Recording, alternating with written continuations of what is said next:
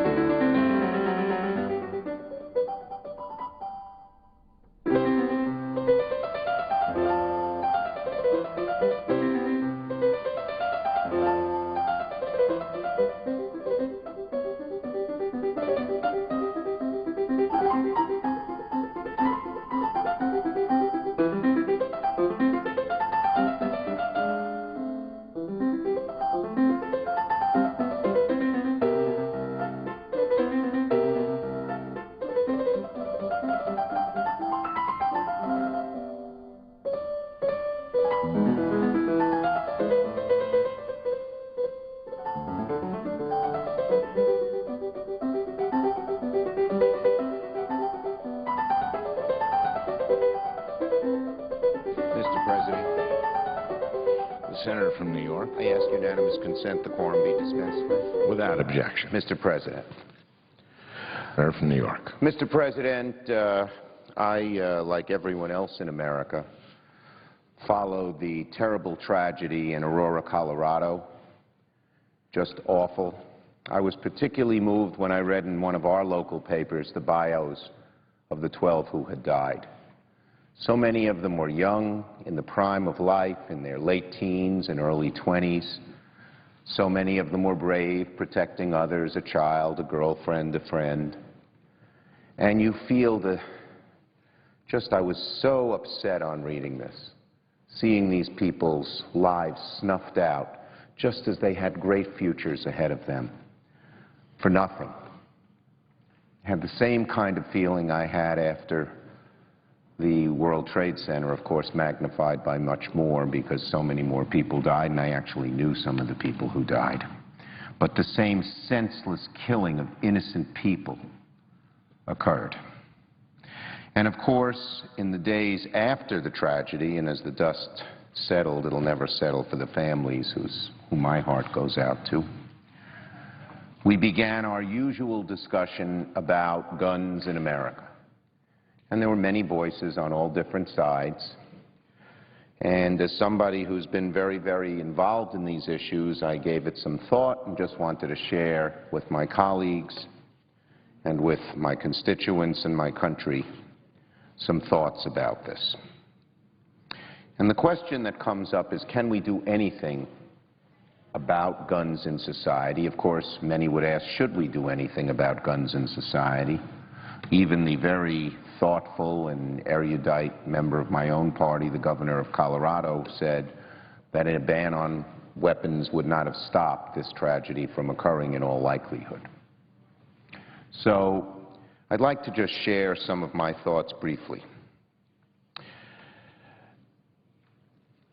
The bottom line is, maybe we can come together once and for all on the issue of guns if each side gave some. And I've thought about this for a while. As you know, Mr. President, I was the House author. The leader, of course, was my colleague from California of the assault weapons ban.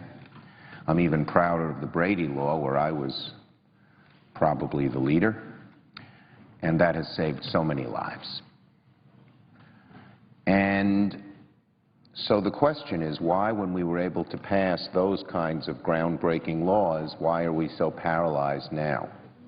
Now, part of the reason, and this hasn't been mentioned, is that crime has actually decreased dramatically in America for a whole lot of reasons. And I probably don't share the views of some of my colleagues on this side of the aisle as to why it happened. I'm a pretty tough on crime guy. But when crime went down, the broad middle that wanted to do whatever it took to stop crime, remember how it ravaged my city, stopped caring as much because they were safer. That's logical. And so they sort of exited the field.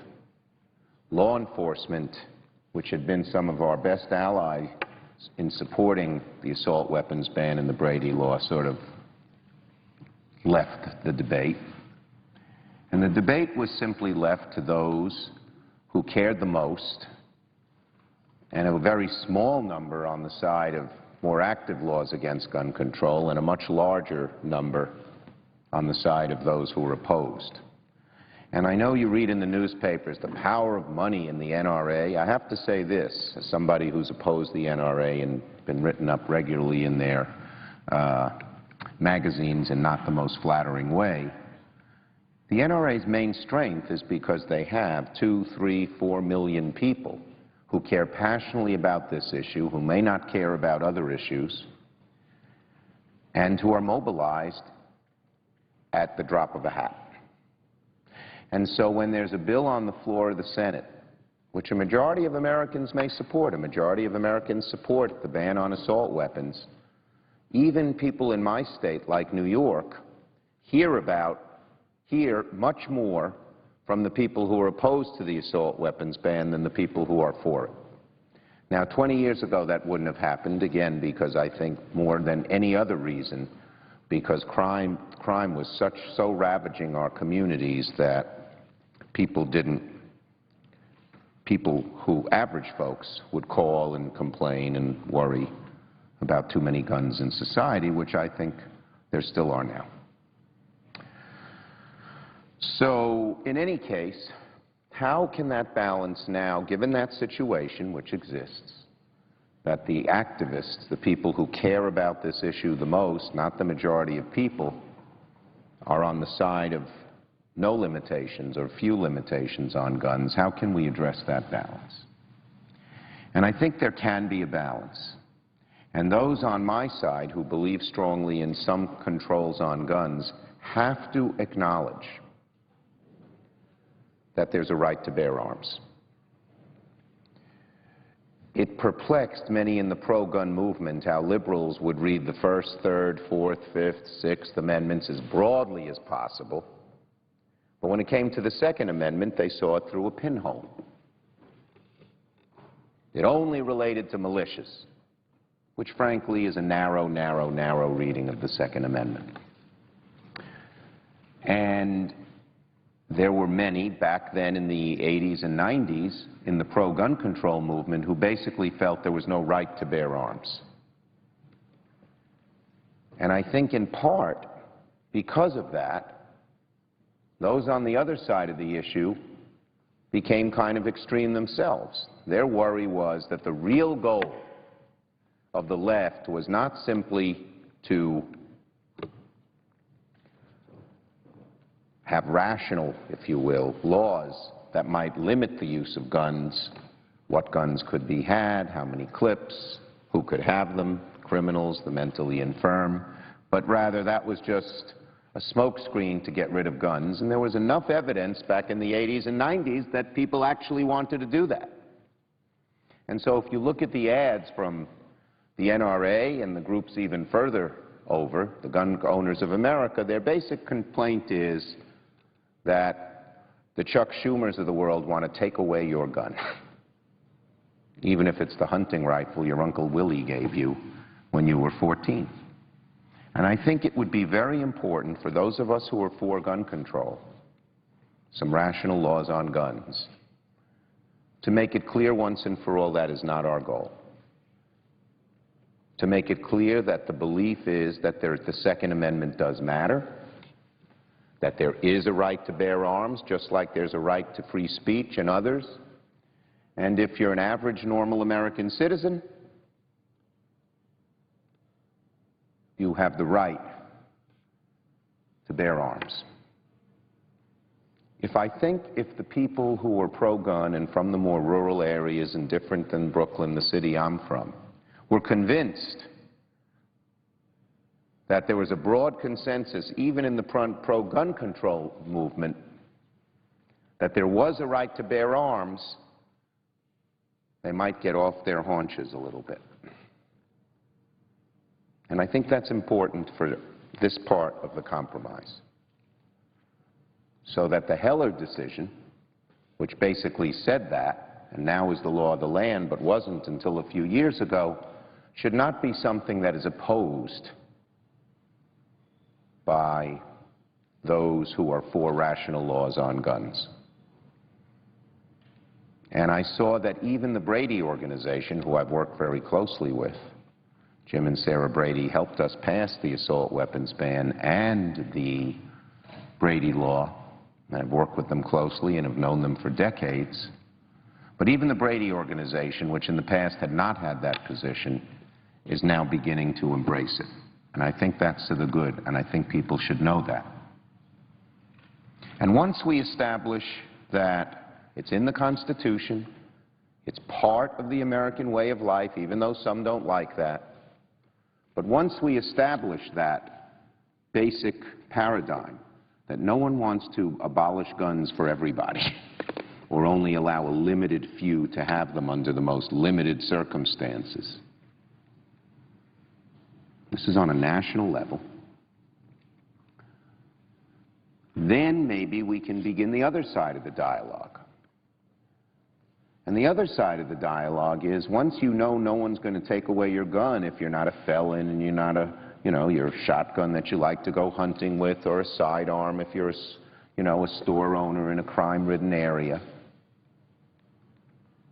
We can then say to those on the other side, okay, we understand that it's unfair to read the Second Amendment so narrowly and read all the other amendments so broadly, and you've seen us as doing that.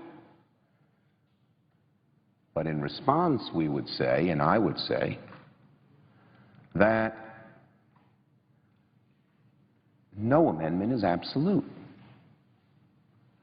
And whether it's in reaction to what happened in the 80s and 90s, or because of fanaticism, or for maybe fundraising reasons, it seems that too many on the pro-gun side believe the Second Amendment is as absolute or more absolute than all the other amendments. They're taking the converse position to what I mentioned before. The left seeing the Second Amendment as minuscule, but the right seeing the Second Amendment as broader than every other amendment. Certainly the right believes in anti-pornography laws. That's a limitation on the First Amendment. Certainly most people in America believe what I think it was Oliver Wendell Holmes or Louis D. Brandeis said: you can't falsely scream fire in a crowded theater. That, too, is a limitation on the First Amendment. Every amendment is a balancing test. That's what the Constitution has said. No amendment is absolute, or our society would be tied in a complete knot. And so we say to our colleagues, and this is not a partisan issue completely. There are some Republicans who are for gun control and some Democrats who oppose it completely. It seems to be more of a regional issue and almost an ideological issue. But we would say to our colleagues from the pro-gun side of things, now look, there's a right to bear arms, and we're not trying to take guns away from people who don't have any reason to take them away from. We don't have any reason to take them away from. But you have to then admit that you can't be so rigid, so doctrinaire that there should be no limitation on the Second Amendment. The Brady Law is a reasonable limitation on the Second Amendment, saying that felons or the mentally infirm or spousal abusers shouldn't have a gun. The Heller decision acknowledged that those kinds of reasonable limitations did not violate the Second Amendment, just as the Court has recognized that there are limitations that don't violate the First Amendment, all because it's a balancing test. And so I would argue, and we can all find the balance in different ways, that not only is the Brady Law a reasonable limitation on the Second Amendment, it's not interfering with the average person's right to bear arms, but neither is the assault weapons ban. I know there was an argument between my colleague from California, who I agree with, and my colleague from from Wisconsin, whom I don't agree with, and AR-15 is used for hunting. But I have heard people say that you should be able to buy a bazooka or a tank. My view is the assault weapons ban that was passed, which was a rather modest bill, less important in saving lives than the Brady Law by many, many degrees, but I would argue that it's a reasonable thing to do. A limitation that says you shouldn't be able to buy 1,000 clips. It's a reasonable, magazines that have 1,000 rounds in them, I mean, that's a reasonable thing to do. Rules that say we should be able to trace where a gun originated so that we can find those who are violating some of these limitations, like the Brady laws, gun shops that don't check your background even though they're required to by law, is a reasonable thing to do. Now again, we can debate where to draw the line of reasonableness, but we might, and I don't want to be too optimistic here, having years and years of gone through this, but we might be able to come to an agreement in the middle where we say, yes, there's a right to bear arms, and yes, there can be reasonable limitations on the Second Amendment, just as there can be on others. And that is the place I'd suggest we try to go. Maybe we can break through the hard ideological lines that have been drawn on this issue. Maybe we can tell those who are at the extremes on the far right and the far left that we disagree with you. And maybe we could pass some laws that might stop some of the unnecessary tragedies that have occurred, or at the very least, when you have someone who was mentally infirm, like the shooter in Aurora, limit the damage that they are able to do. Maybe. But I would suggest that the place to start here is for us to admit there's a right to bear arms, admit that the Heller decision has a place in the Constitution, just like decisions that supported the other amendments, and at the same time say that doesn't mean that that right is absolute. So that's just a suggestion. I've been thinking about this since I read those horrible articles about those young men and women being killed. And I would welcome comments, particularly from my colleagues on the other side of this issue, whether they be Democrat or Republican, on those thoughts. Just as we have fought over and over and over again on so many issues and we've gotten into our corners, there may be none that we've gotten into our corners more than on gun control. And maybe it's time, like on these other issues, to come out of the corners and try people of goodwill who will disagree and come from different parts of the country with different needs. Maybe there's a way we can come together and try to break through the logjam and make the country a better place. With that, Mr. President, I yield the floor and note the absence of a quorum. The clerk will call the roll. Mr. Akaka.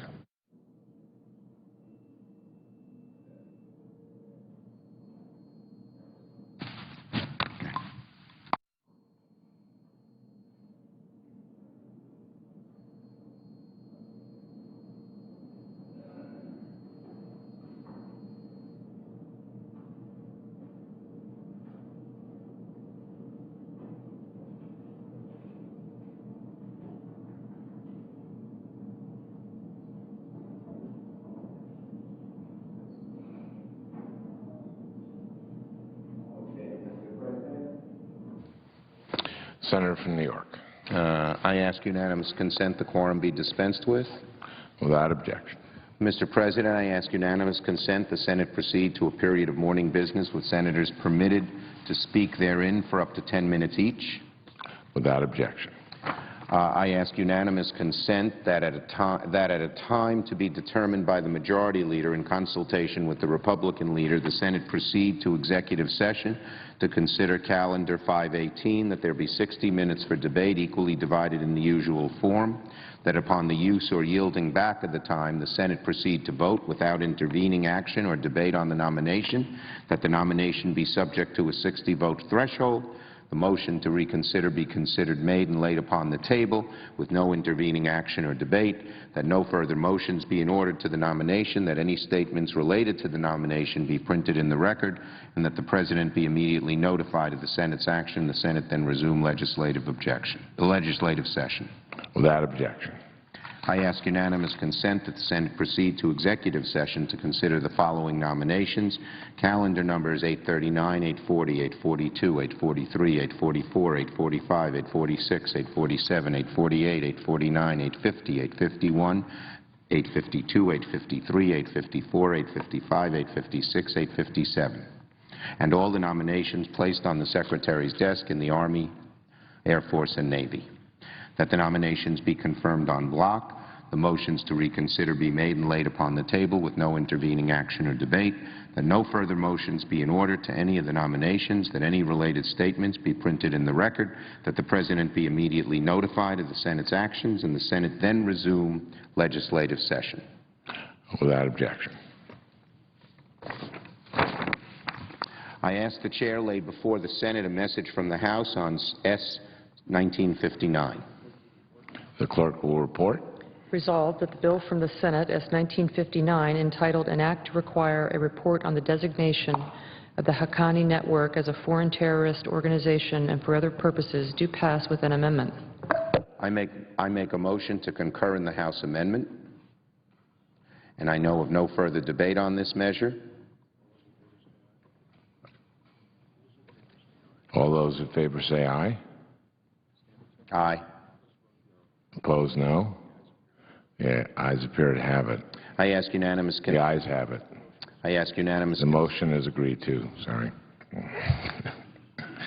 I now ask unanimous consent that the motion to reconsider be laid upon the table, and that any statements relating to the bill appear at this point in the record. Without objection. I ask unanimous consent that the Committee on Banking, Housing, and Urban Affairs be discharged from further consideration of S. 1299, and that the Senate proceed to its immediate consideration. The clerk will report. S. 1299, a bill to require the Secretary of the Treasury to mint coins in commemoration Can I ask of the unanimous? centennial of the establishment of Lions Clubs International. Without objection, the committee is discharged. I ask And the unanimous. Senate will proceed to the measure. I ask unanimous consent the bill be read a third time and passed. The motion to reconsider be laid upon the table. Any statements relating to the measure appear at the appropriate place in the record as if read. Without objection. I ask unanimous consent that the Senate proceed to the immediate consideration en bloc of the following resolutions which were submitted earlier today: Senate Res. 529, Senate Res. 530, and Senate Res. 531. Without objection, the Senate will proceed to the measures. I ask unanimous consent the resolutions be agreed to, the preambles be agreed to, the motions to reconsider be laid upon the table en bloc with no intervening action or debate, and any statements related to the resolutions be printed in the record at the appropriate place as if read. Without objection.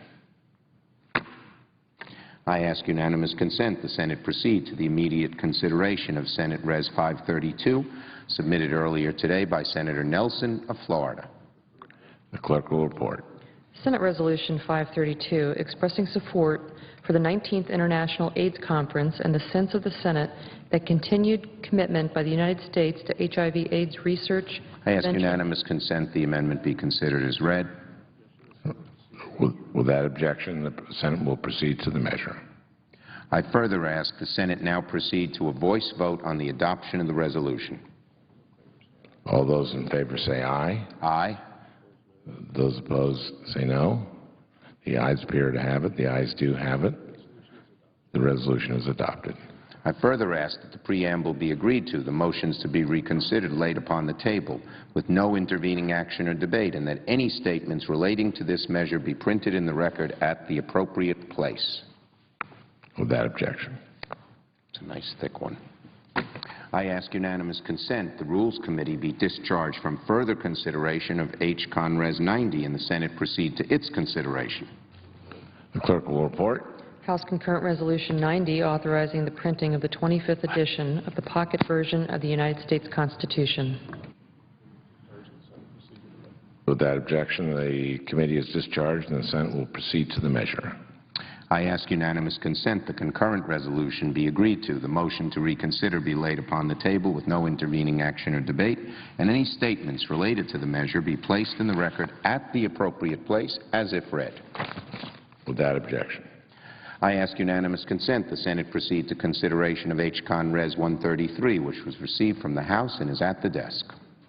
Clerk will report. House Concurrent Resolution 133, authorizing the use of the rotunda of the United States Capitol for an event to present the Congressional Gold Medal to Arnold Palmer, and so forth, and for other purposes. Without objection, the Senate will proceed to the measure. I ask unanimous consent the concurrent resolution be agreed to, the motion to reconsider be laid upon the table with no intervening action or debate, and any statements related to the measure be placed in the record at the appropriate place as if read. Without objection. I ask unanimous consent the Senate proceed to the consideration of H. Con. Res. 134, which was received from the House and is at the desk. Will report. House Concurrent Resolution 134, condemning in the strongest possible terms the heinous atrocities that occurred in Aurora, Colorado. Without objection, the Senate will proceed to the measure. I ask unanimous consent the concurrent resolution be agreed to, the preamble be agreed to, the motion to reconsider be laid upon the table with no intervening action or debate, and any statements relating to the measure be placed in the record at the appropriate place as if read. Without objection. I understand there is a bill at the desk, and I ask for its first reading. Clerk will report. H.R. 6082, an act to officially replace within the 60-day congressional review period under the Outer Continental Shelf Lands Act, President Obama's proposed final Outer Continental Shelf oil and gas leasing program, and so forth, and for other purposes. I now ask for a second reading, in order to place the bill on the calendar under the provisions of Rule 14, I object to my own request. Objection is heard. The bill will be read for a second time on the next legislative day. I ask unanimous consent that when the Senate completes its business today, it adjourn until 2 p.m. on Monday, July 30th. That following the prayer and the pledge, the Journal of Proceedings be approved to date, the morning hour be deemed expired, and the time for the two leaders be reserved for their use later in the day. That the Majority Leader be recognized, and that at 4:30 p.m. the Senate proceed to executive session to consider the nomination of Robert Bacharach of Oklahoma to be United States Circuit Judge for the 10th Circuit, with 1 hour of debate equally divided and controlled in the usual form prior to a cloture vote on the Bacharach nomination. Furthermore, that if cloture is not invoked on the Bacharach nomination, the Senate then resume legislative session and adopt the motion to proceed to S. 3414, the Cybersecurity Act. And finally, that if cloture is invoked on the Bacharach nomination, upon disposition of the nomination, the Senate resume legislative session and adopt the motion to proceed to S. 3414, the Cybersecurity Act. Without objection. The next roll call will be a cloture vote at 5:30 p.m. on Monday on the Bacharach nomination. Monday evening, we expect to begin consideration of the cybersecurity bill. We will work on an agreement on amendments to the bill. If there is no further business to come before the Senate, I ask that it adjourn under the previous order. The Senate stands adjourned until 2 p.m. on Monday. Senators this afternoon voted 84-11 to move forward on a cybersecurity bill aimed at protecting the country's electric grid